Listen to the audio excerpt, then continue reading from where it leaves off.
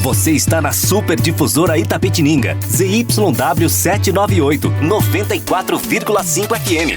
Ouça também no site radiosuperdifusora.com.br ou pelo aplicativo.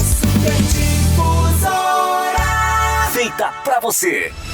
Está no ar pela Super Difusora, Jornal do Meio-Dia. Jornal do Meio-Dia. Mais de 50 anos de credibilidade na notícia. Tudo o que acontece na cidade. Na região. No Brasil e no mundo. Jornal do Meio-Dia. E ainda, as notícias do esporte você ouve aqui na Super Difusora. Jornal do Meio-Dia. A notícia em primeira mão para Itapetininga e região. Super Difusora.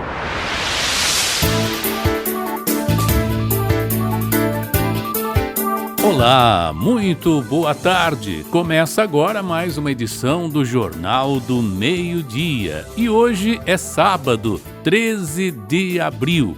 Portanto, Jornal do Meio-Dia, edição especial de sábado. Hoje é comemorado o Dia do Hino Nacional, executado pela primeira vez nesse dia, no ano de 1831. E hoje, 13 de abril, é também dia do Office Boy e dia dos jovens. O Jornal do Meio-Dia tem oferecimento de Plano Familiar Camargo, tradição, seriedade e respeito.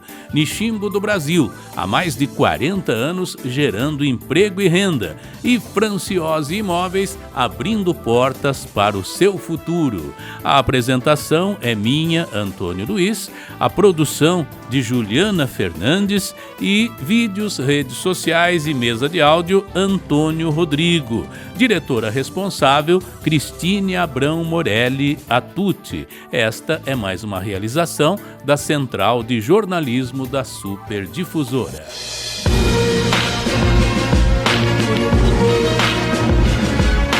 Muito bem-vindos então, boa tarde a todos. Vamos com a edição especial do Jornal do Meio-Dia de sábado, aquele encontro semanal com as notícias que moldam a nossa comunidade. E hoje nós temos aqui o prazer de receber o Bruno Siqueira.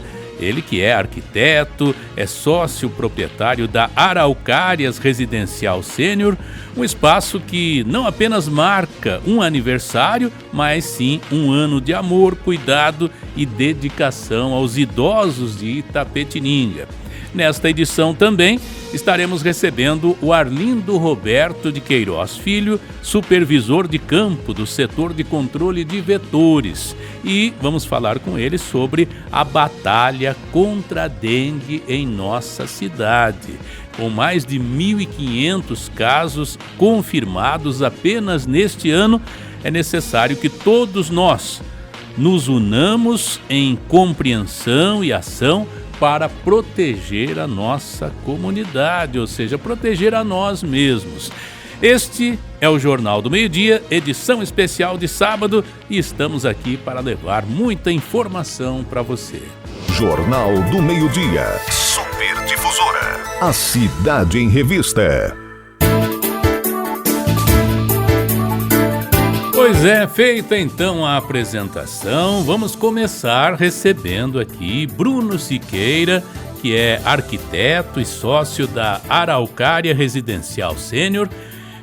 Lembrando que o primeiro aniversário do Araucárias Residencial Sênior é mais do que uma marca no calendário. É um testemunho do compromisso com o cuidado e a dedicação aos idosos de Itapetininga. Ao longo deste primeiro ano, o Araucária Residencial Sênior tem sido uma fonte de conforto e apoio para idosos da comunidade. Um lar onde cada indivíduo é valorizado e cuidado com amor, carinho e dedicação. Então vamos falar com o Bruno Siqueira. Boa tarde, Bruno. Prazer recebê-lo aqui. Prazer é meu. Bom, para começar, o Bruno falava que primeira vez está falando no rádio, está conhecendo hoje a Super Difusora. Nós ficamos muito felizes com a sua presença aqui. Um prazer entrevistá-lo. E para falar sobre esse importante grupo, né, que é o Araucárias, que está em Itapetininga. E como que o residencial se destacou aí ao longo aí já deste primeiro ano de funcionamento aqui em Itapetininga, Bruno?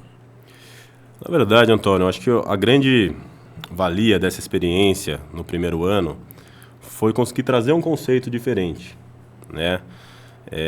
Não só no aspecto de cuidado efetivo, cuidado médico com esses pacientes, mas também de uma abordagem diferente desse tema e dessa relação entre família, entre paciente, sempre proporcionando um acolhimento interessante, abrindo as portas para receber essas famílias e tentando levar isso de uma forma mais leve, de uma forma mais dinâmica, para que isso se processe da melhor forma possível. Até para aliviar um pouco, né, Bruno, a questão familiar, porque não é só o idoso que sofre, porque a família também, né, tem toda uma responsabilidade ali com o cuidado, com o atendimento, e a vida corrida da nossa atualidade não permite que a pessoa também possa se dedicar integralmente, né, àquele idoso.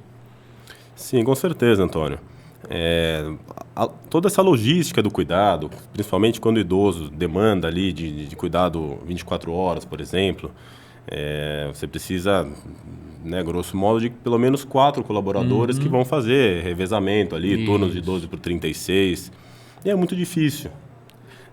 O custo fica muito elevado para a família manter isso dentro do lar, né? Financeiramente é um custo elevado, mas também a logística efetiva de contratação, de seleção dessas pessoas, a inserção dessas pessoas dentro da sua casa, né, isso no que se refere à privacidade do familiar e a relação, né, entre essas pessoas e as pessoas que estão ali residindo é muito complicada. Então, poder lançar mão de um espaço como o nosso, de um conceito como o nosso, é muito agregador nesse sentido também. E quais foram os principais aspectos da infraestrutura que contribuíram para o sucesso do residencial? Eu, enquanto arquiteto, pensei muito na estrutura física, na estrutura espacial desse espaço. Algo que a gente sempre tentou se afastar é o conceito hospitalar, ou o conceito de clínica. Então, a gente não trabalha com nada que seja branco, luz fria, tudo foi escolhido com muito cuidado, é claro, para que a gente crie uma atmosfera de lar efetivo. Então, a última coisa que se remete você estando ali, por exemplo, no Araucárias, é que você esteja num estabelecimento de saúde ou numa clínica, enfim. A ideia é que realmente isso tenha essa cara de lar e priorizando, claro, questões também como ergonomia, a questão de segurança, né, dos idosos que residem ali. Então, todo um cuidado com os aspectos de barra de segurança, a questão de não ter obstáculos, tapetes, né? Tudo isso foi muito pensado para proporcionar, claro, conforto, mas também segurança. Tá certo. Bruno, e como que o Araucárias Residencial Sênior planeja expandir as suas operações após esse primeiro ano de atividade? Então, a ideia agora, nós estivemos recentemente com a nossa ocupação máxima, hoje nós estamos bem próximos dela. Então, a ideia, num espaço curto de tempo, que a gente consiga criar uma nova estrutura, uma estrutura independente da atual, porque a ideia é realmente, né, hoje nós temos lá 5 mil metros quadrados de área total, capacidade para apenas 10 pacientes. Então, a ideia realmente é um cuidado muito próximo, muito personalizado. Tá. E agora, na expansão, nós seguiremos nesse conceito. Então, a ideia é ter realmente um novo centro, que vai aumentar a nossa capacidade, praticamente dobrá-la, mas agora focados em um outro paciente, em outro tipo de paciente. Né? Hoje a gente concilia pacientes, por exemplo, com Alzheimer, alguns que têm questões motoras, né, pacientes cadeirantes, e a ideia agora é concentrar, né, fazer um núcleo de Alzheimer, essa unidade será voltada para esses pacientes, que isso até facilita no cuidado, né, na equipe, na formação espacial mais voltada para eles. Então a ideia realmente agora é segmentar e manter, claro, essa ideia da exclusividade e de um cuidado bem próximo.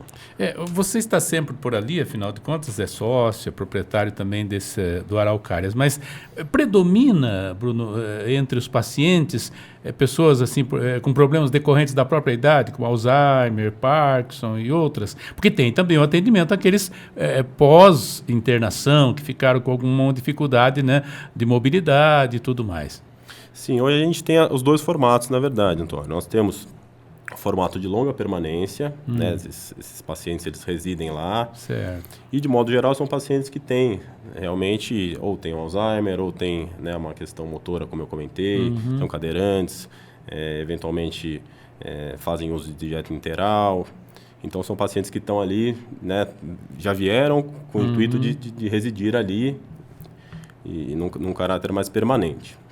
Nós temos também a possibilidade da curta permanência. Então, a curta permanência funciona não só para uma recuperação de um caso pontual, como você comentou.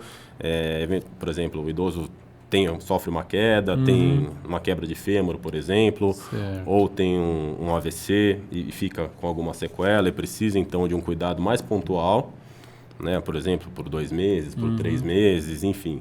A gente vai monitorando isso. E também, no caso de um idoso que reside com a família, por exemplo, e cuja família vai se ausentar, fazer uma viagem de 2 semanas ou de 1 mês, nós temos a possibilidade de acolhê-lo também. Tá certo. E como é que foi a recepção? Como é que a comunidade tapetiningana recebeu ou tem recebido o Araucária Sênior ao longo aí desse primeiro ano? O pessoal tem ido conhecer? Tem, nós recebemos bastante visita,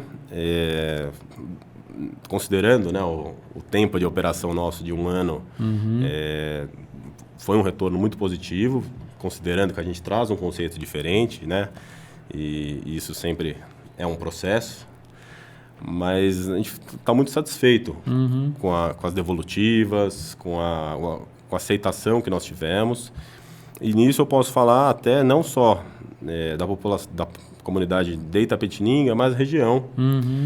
Hoje, 1/3 dos nossos pacientes não são de Itapetininga. Certo. Nós temos pacientes de Sorocaba, temos pacientes de São Paulo.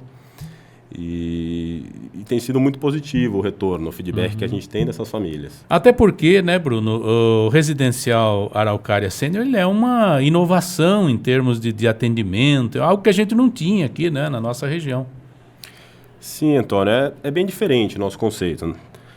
A ideia, não só de termos, né, um atendimento médico efetivo, 2 dos nossos sócios são médicos, eles estão lá todos os dias, eles intercalam, mas também de uma abordagem mais multidisciplinar. Entendi. Então, o paciente, né, ele é avaliado sobre vários aspectos ali.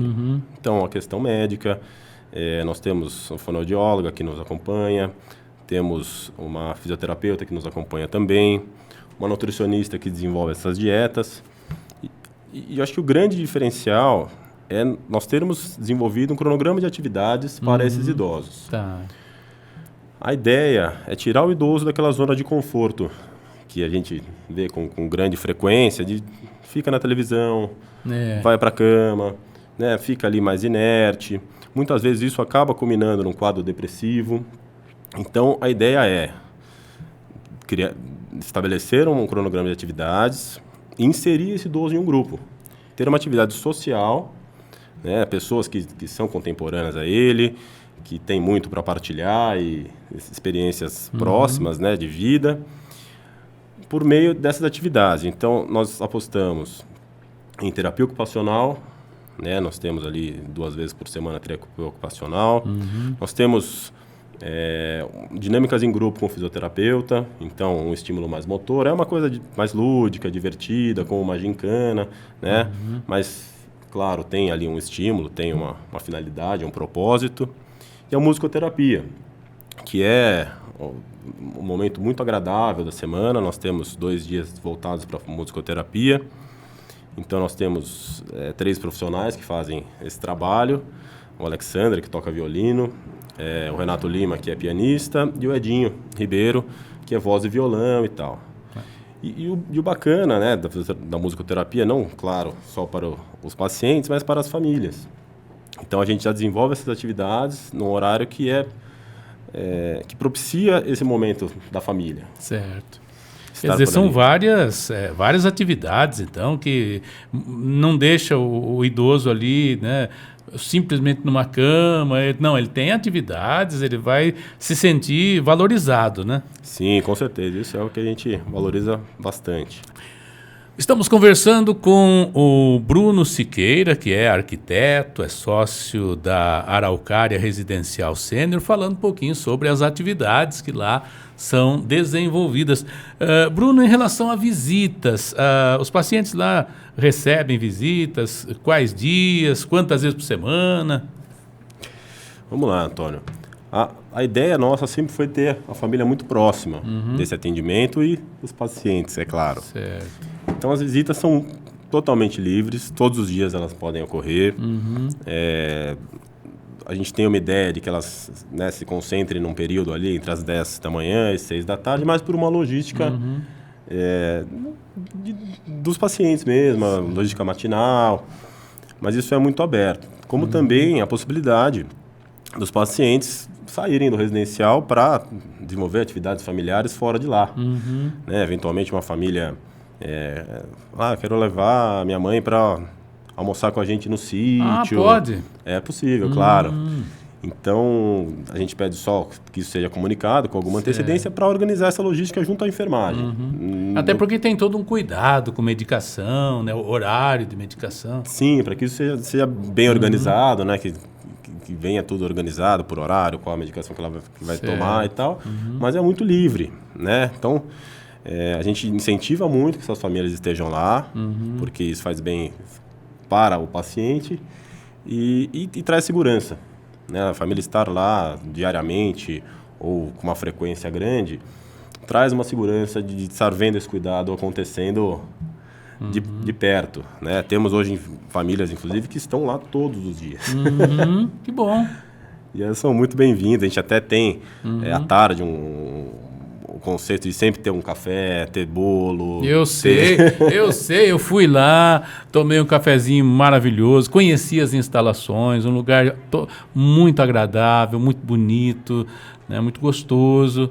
Então, eu conheci um pouco da estrutura, né? Não fui em todas as dependências, mas deu para ter uma ideia de como é a qualidade, né, do atendimento lá no Araucária Residencial Sênior. Agora, Bruno, então, tudo isso nós falamos aqui, mas existe aquela preocupação da família. Eu quero dar ao meu ente querido, idoso, um lugar assim, acolhedor, aconchegante, porque ele merece, afinal de contas, cuidou da família, doou-se inteiramente e agora é idoso. Mas a preocupação é com relação a custo, com relação a preço.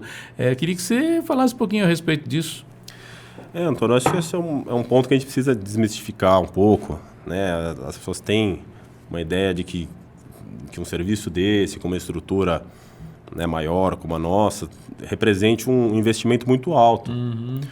Mas, em verdade, a formação de uma equipe dentro do lar, né, considerado os salários, todos os encargos trabalhistas, alimentação, a manutenção deste lar, superem muito o que hoje é praticado lá em termos de investimento. E claro, a gente sempre entregando uma segurança muito grande, né, nesse serviço, um respaldo para essas famílias que não precisam ter essa preocupação. Então, é algo bem razoável, considerando o conceito, a proposta e a estrutura. Então, é importante ir lá, conhecer, conversar, ver as condições, né? E, claro, de repente, passar a fazer parte também dessa família, né, residencial Araucárias, que fica aqui em Itapetininga, na Avenida Rubens Brase, próximo ali ao Clube dos Bancários, né? Isso, fica na avenida principal do bairro dos Bancários, quase em frente ali às quadras de tênis do clube. Nós estamos abertos a visitas todos os dias, inclusive aos finais de semana. e são muito bem-vindos. Legal. Bruno, então eu quero, para encerrar, cumprimentar toda a equipe do Residencial Sênior, né, Residencial Araucárias, pelo ano aí de realizações, pelo primeiro ano de atividades aqui em Itapetininga. Então leva nosso abraço a toda a sua equipe de trabalho lá, né, e que esta seja apenas a primeira, né, de muitas entrevistas que nós faremos com você aqui. Obrigado, Bruno. Obrigado, tudo de Antônio. bom. Vamos agora então a um breve intervalo e já nós voltaremos com a sequência do Jornal do Meio-Dia e vamos daqui a pouquinho falar sobre dengue, que é um assunto que está aí preocupando o Brasil todo. Até já. Este é o Jornal do Meio-Dia. Esta é a Super Difusora, a rádio que é feita para você.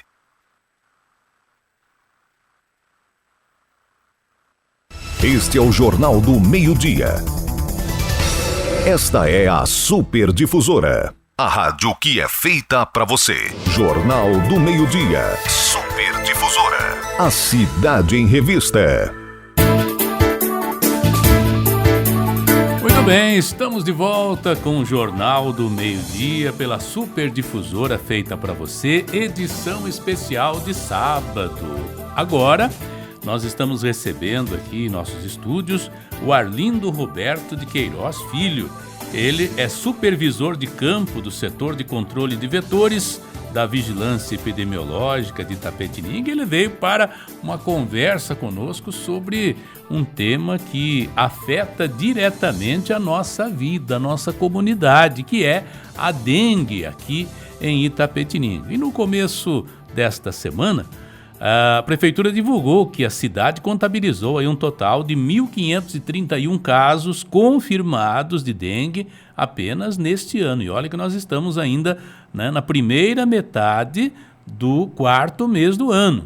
Além disso, teve também um caso de chikungunya que foi confirmado aqui em Itapetininga, evidenciando assim a importância de nós entendermos as medidas de prevenção e controle dessas doenças, de levarmos a sério essas questões. E por isso nós estamos recebendo então aqui o Roberto Queiroz, que é então aí da Vigilância Epidemiológica, supervisor de campo, para falar com a gente sobre isso. Boa tarde então, Roberto, seja bem-vindo. Boa tarde a vocês aqui no estúdio, boa tarde a todos que nos acompanham. É uma alegria poder estar aqui com vocês e compartilhar algumas informações sobre a arbovirose. A arbovirose que é importante a gente pensar muito, né? A gente tomar medidas, atitudes e tudo mais, porque são, né, essas doenças tratam aí, né, mexem com a nossa... com o nosso dia a dia e com o nosso país também, porque, olha, não é só aqui, é em todo lugar. Agora, como é que você descreveria, Roberto, a situação atual da dengue aqui em Itapetininga após esses dados, né, que eu acabei de divulgar, mais de 1.500 casos? Então, na verdade, este ano nós estamos vivendo um ano onde as arboviroses, de maneira particular a dengue, ela aumentou muito na América do Sul. É típico de países quentes, assim como o nosso. No Brasil também aumentou bastante, no estado de São Paulo. Em Itapetininga também aumentou bastante em relação a anos anteriores. Mas, relativamente, nós estamos bem se compararmos, né? Nós temos a nossa população que, graças a Deus, recebe muito bem os funcionários da prefeitura nas casas, seguindo as orientações, ajudando no controle aos criadouros. A gente sabe que a gente vive uma simbiose, né? Então, somos todos a mesma sociedade, onde um tem que ajudar o outro. E eu gosto de sempre deixar uma coisa gravado, assim, para a gente ter bem nítido. Nós poderíamos aqui, por exemplo, passar toda a tarde de hoje falando em possíveis criadouros de mosquito. Sim. Mas eu costumo dizer que tudo que vem à nossa mente, que acumule água por mais de 3 dias, ele é um criadouro de mosquito. E é interessante, aí eu abro aqui um parênteses, uma vez eu coletei a água da chuva, do telhado, dentro de garrafas PET e as fechei. Até porque eu queria usar ali no cimento, fazer uma massa e tal, e deixei por alguns dias. Mesmo a garrafa fechada totalmente, ainda assim aquelas larvas se formaram ali. Quer dizer, então o bichinho é resistente mesmo, né? Exatamente. O mosquito, a Aedes aegypti, assim como os ovos da fêmea, eles são muito resistentes. Esse é um dos mosquitos mais resistentes na história da humanidade. Certo. A fêmea, ela põe os ovos na borda dos recipientes, nunca no molhado. Ela coloca os ovinhos ali. Alguns minutos depois, ele já escurece para se camuflar. Certo. Se a gente colocar aquele recipiente guardado e dali 1 ano e meio Nossa. colocar água, em 5 minutos ele crode as larvinhas. Meu Deus. Então não morre. Não, é muito, muito, muito resistente. Caramba. Tanto que no passar do tempo ele foi deixando de bater as asas. A fêmea do mosquito da dengue, ela já não faz aquele barulhinho mais, né? É com o passar do tempo que ela adquiriu essa resistência. O que a gente ouve aí, popularmente falar, e aí, como eu sou ignorante no assunto, eu vou perguntar a você que entende.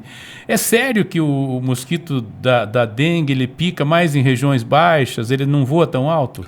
Então, na verdade, há 10 anos se quebrou muito da literatura que nós sabíamos sobre os pernilongos da dengue. Certo. Principalmente a gente sabia que ele não voava muito alto, que ele não subia nos prédios, mas nós tivemos infestações e epidemias muito grandes em metrópoles brasileiras. Pessoas contraindo nos prédios, Certo. lá nos mais altos andares.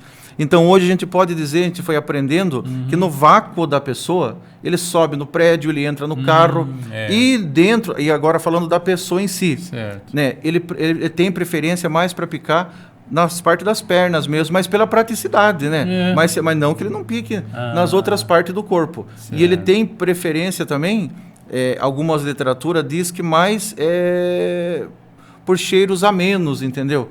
Por isso que a gente recomenda sempre que usem repelente, né? Use o repelente, para que o pernilongo esteja sempre afastado da gente. E em casas que tem, por exemplo, a literatura diz também que em casa que tem cachorro, diz que ele pica também os cachorros, que ficam embaixo das mesas, assim, né? Mas é tudo literatura. Então a prática no dia a dia é a vivência que vai nos mostrar, né?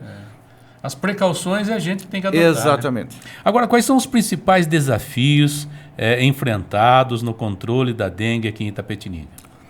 Este ano, assim como os demais anos anteriores, a gente está trabalhando com 7 equipes, né? Nós temos 5 equipes de campo dividido a zona urbana em 5 áreas de supervisão. Eu sou o supervisor Roberto, fico numa área com uma equipe e assim todas as equipes. Também tem uma outra equipe que faz só pontos estratégicos e imóveis especiais. O que é um ponto estratégico? São, por exemplo, ferro velho, cemitério, borracharia. O que é um imóvel especial? É um local com grande número de circulação de pessoas, escola, posto de saúde. Tem uma equipe que faz só todos os postos de saúde para ver se está tudo certo, se não tem nenhum criadouro, entendeu? E também tem as atividades que a gente faz de rotina, que é visitar as casas. Tem a atividade que a gente faz de nebulização, que é passar o inseticida quando já teve um caso confirmado de dengue naquela área, quando já se fez uma varredura no raio de 150 metros para eliminar os criadouros, entendeu? E esse é o trabalho, de domingo a domingo, de segunda a sexta, todos os dias, em toda a zona urbana e rural do município, essas equipes estão trabalhando. O principal desafio que nós encontramos é justamente a eliminação de criadouros. Convencer, e graças a Deus as pessoas têm nos ajudado bastante, mas é que o número é muito alto. Eliminar o máximo possível de criadouro para diminuir a incidência do mosquito. Diminuiu a incidência do mosquito, naturalmente os casos de dengue caem. Agora, no meu bairro tivemos vários casos lá de dengue. Isso aí pode ser representar um perigo para as demais pessoas, por isso que vocês fazem essa dedetização com aquele spray e tal? Porque eu fiz essa pergunta pelo seguinte, porque se tem gente contaminada, é natural que aquele mosquito pode picar aquela pessoa e transmitir para outras, né? Exatamente. Hoje a dengue, os casos de dengue eles estão bem distribuídos entre os bairros do nosso município. As equipes, primeiramente, quando tem um caso confirmado de dengue, ou vários na mesma quadra, a equipe vai lá para fazer orientação, ver se não tem mais pessoas com dengue, para orientar que procure orientação médica e para procurar eliminar todos os criadouros. Feito isso, o segundo passo é ir com a nebulização, que é com aquela bomba na costa, para matar daí a fêmea do mosquito, derrubar as fêmeas que estão voando naquele trecho. Só que aquele veneno, ele só mata o mosquito nos primeiros 15 minutos, naquele período que eles estão voando ali. Então, por isso que o principal mesmo é é a eliminação do criadouro. Mas respondendo a pergunta do senhor, mais especificamente da transmissão. Se a pessoa está doente, vem um mosquito e pica aquela pessoa, daí ela contrai o vírus, ela desenvolve o vírus e todas as outras pessoas que ela picar, ela vai contaminar. Mas isso durante...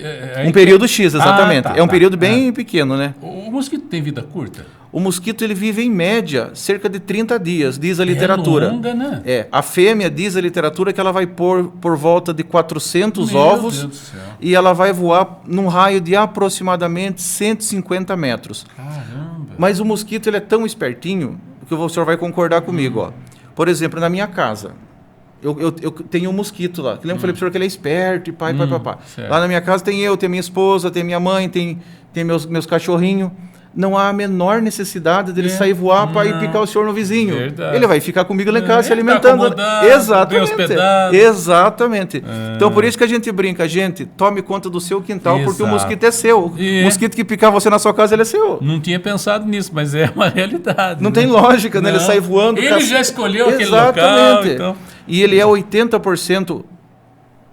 Ele é 80% urbano e praticamente 100% dentro das casas. É mesmo? Caramba. Agora tem assim, vocês têm um levantamento, vocês têm dados, por exemplo, tem algumas áreas da cidade onde há maior incidência, onde têm sido registrados mais casos? Eu costumo dizer que a literatura ela diz pra gente que a única cidade do estado de São Paulo que não é infestada pelo mosquito é Campos do Jordão, por causa do clima, né? Então, a cidade de Itapetininga, como todas do Brasil, ela tem um mosquito espalhado pela cidade toda. E isso faz com que os casos também fiquem bem distribuídos. Então, eles estão distribuídos também pela cidade toda, sem uma agravante mais aqui, mais ali. E agora a gente... De acordo com os nossos mapas, a gente também faz os trabalhos de mutirões, né, de limpeza, para eliminar criadouros. Este ano a gente já fez 3, fizemos já naquela região da Vila Regina, na região da Vila Mazei, fizemos no último final de semana no São Camilo, e no último final de semana desse mês, a gente vai fazer naquela região da Vila Jardim Leonel. Então, o principal papel da comunidade é eliminar mesmo os criadouros. Exatamente, né? Eliminar os criadouros. Porque fala-se muito assim, use repelente e tal, também é uma saída paliativa. Ótimo, precisa usar. Mas o principal fator é eliminar. Exatamente. A principal, vamos chamar assim, entre aspas, vacina contra a dengue é a eliminação do criadouro. Um sulfite desse tamanho aqui. Uma vez eu fui num curso sobre mosquitos transgênicos. O especialista ele pegou uma lâmina do tamanho desse sulfite e mostrou. Ele falou que nessa lâmina, no laboratório, eles produziriam 2 milhões de mosquitos por dia. Caramba. Uma tampinha de garrafa no quintal da casa da gente, se ele tiver com ovos de mosquito... sai daquela tampinha de garrafa mais de 1000 mosquitos. Nossa. Só para o senhor ter uma ideia. Perigo, então né? é muito, muito complicado. Mas às vezes a gente tem uma calha em casa com água entupido, é criadora de mosquito. Um ralinho é criadora de mosquito. Ou seja, tudo que a gente imaginar que acumule água por mais de 3 dias é criadora de dengue. Por isso que a gente sempre recomenda para a população fazer um checklist no quintal, né? Sempre, no mínimo, 2 vezes por semana, dar uma olhadinha no quintal, correr para lá, correr para cá, porque às vezes na correria do dia a dia da gente acaba ficando uma coisinha ou outra, né? Acaba. E o monitoramento, então, dos casos é feito por quem? Pelas equipes que vão a campo? Isso, exatamente. O monitoramento dos casos em si é feito vamos dizer que de 2 maneiras. A primeira maneira, por exemplo, se eu estou com suspeita de dengue, eu vou dar entrada lá ou no pronto-socorro ou na minha unidade de saúde e vai ser feita uma notificação que vai chegar até nós da vigilância. Daí, com aquela notificação na mão, a gente vai com uma equipe até o local. Daí, lá com aquela equipe no local, daí a gente faz uma busca ativa, que a gente chama, procurando para ver se não tem mais pessoas com sintomas naquela área, naquela região. Certo. Caso a gente encontre e ela ainda não tenha procurado orientação médica, a gente orienta, procure orientação médica, procure seu médico, né? Para que seja feito o diagnóstico correto. Até porque ainda a gente deu esse número alarmante, mas ainda é subnotificado, né? Porque às vezes a pessoa tem ali sintomas, e não procura, ou se acomoda e não vai até um setor de atendimento, mas é um caso que uma pessoa que pode ter sido acometida pela doença, né? Exatamente. A literatura ela diz pra gente que para cada um caso que procura orientação médica, 9 não vai. Meu Deus, então quer dizer, é uma possibilidade Exatamente, de termos bem mais, com certeza. Né? Bom, nós vamos a um rápido intervalo comercial e já nós voltaremos falando mais aqui com o Roberto Queiroz sobre a dengue aqui em Itapetininga e os cuidados que deveremos ter. Até já. Este é o Jornal do Meio-Dia. Esta é a Super Difusora, a rádio que é feita para você.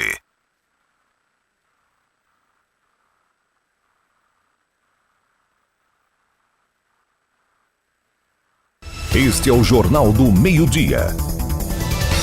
Esta é a Super Difusora, a rádio que é feita para você. Jornal do Meio-Dia. Super Difusora. A cidade em revista.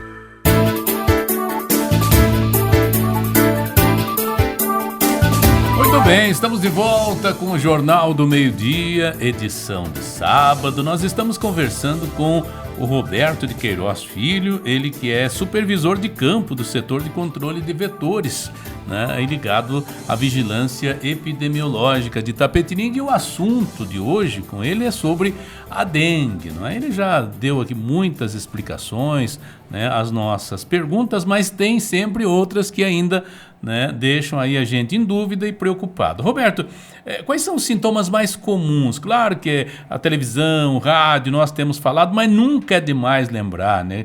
Porque diante desses sintomas, de alguns deles, que a pessoa deve procurar, então, o serviço de saúde. Quais são os sintomas mais comuns da dengue?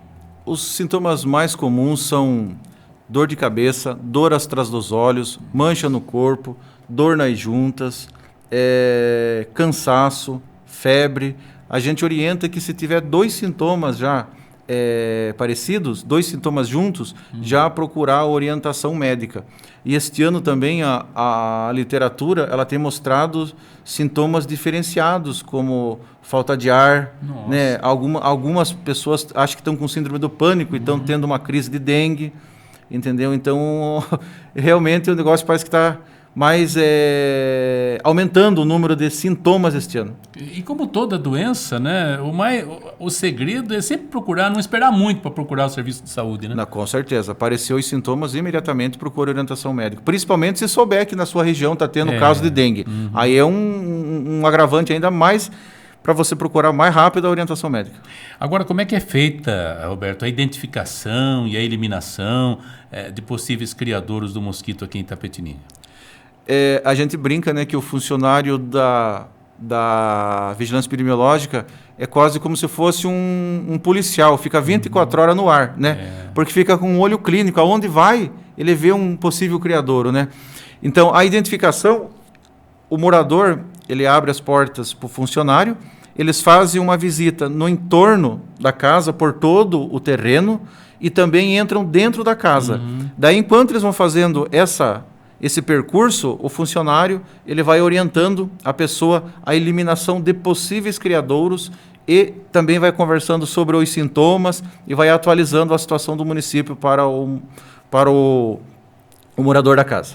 Então, o agente, ele é uma pessoa, exerce um papel ali fundamental na orientação, né, das pessoas. Então, é um amigo nosso, é um companheiro. Porque às vezes a pessoa não quer abrir a porta, a pessoa finge que não está em casa, ou de repente ele dificulta a ação do agente e às vezes está atraindo o problema para si próprio e para sua família, né? Exatamente. Nós, graças a Deus, nós temos a menor pendência do estado de São Paulo.